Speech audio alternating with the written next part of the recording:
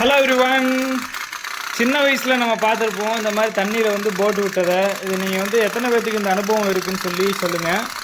இது வந்து இந்த மாதிரி குட்டியான ஒரு போட்டில் அந்த உள்ள சின்னதாக ஒரு பிளேட்டு மாதிரி இருக்குது பார்த்தீங்களா, அதில் வந்து சின்ன வயசில் சூடம் இல்லை வந்து தீபம் மாதிரி நம்ம போட்டு விட்டோம் அப்படின்னா அந்த ஹீட்டுக்கு அந்த ஸ்டீம் மாதிரி வரனால அந்த போட் வந்து ஆட்டோமேட்டிக்காக ஓடும்.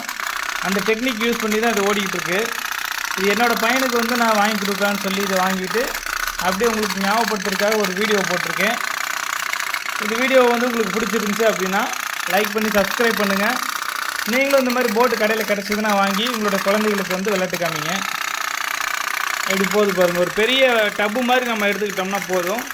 அதில் வந்து இந்த மாதிரி வச்சுட்டோம்னா அது பாட்டில் ரவுண்ட் அடிச்சுட்டே இருக்கும்.